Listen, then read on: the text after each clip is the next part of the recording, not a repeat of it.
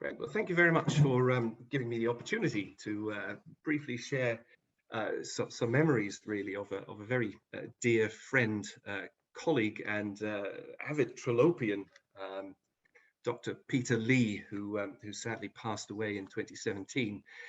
Because he is the one who introduced me to the great man less than, well, not yet a decade ago.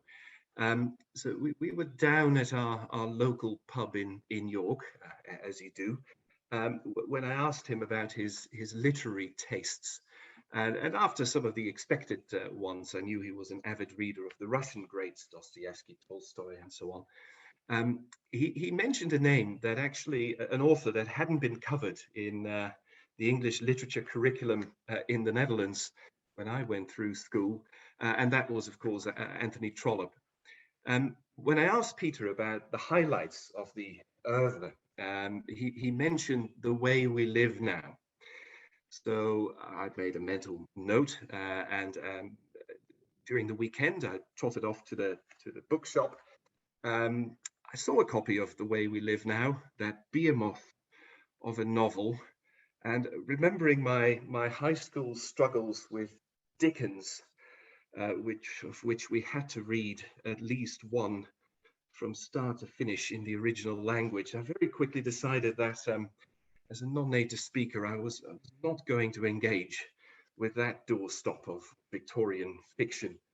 Um, Next time we met, undeterred, Peter suggested, well, you might have guessed, The Warden, because he said his reason was actually very simple. He said, after you've read The Warden, you'll want to read Barchester Towers. Now, The Warden looked altogether a more promising prospect, so I picked up a copy of that, and well, the rest, as the cliche goes, is history. Peter was, of course, absolutely correct. Barchester Towers followed soon after The Warden. One of the things I like about Trollope novels is that, being a foreigner in the UK, the novels do provide some interesting background, I suppose, to the country that I now call home. It's been said before many times. What I find remarkable about Trollope is obviously his ability to bring characters to life, characters who are dealing with what, in the grand scheme of things, are very small, and yet in their lives, as indeed in ours, are actually very important. Again, Mr. Harding springs to mind there. Reading him is like joining that avuncular uncle after dinner in front of the fire with a nice glass of port or two. He breaks all the rules of modern literary mores, constantly breaking the fourth wall. I love that. It's fantastic, just that you have an author who still does that.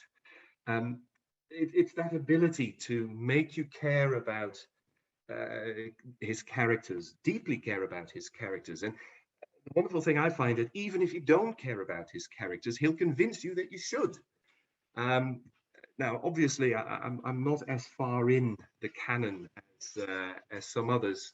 So I have some years forward, look forward to many more novels and evenings in Trollope's company, and I, for one, am certainly looking forward to those. So thank you very much.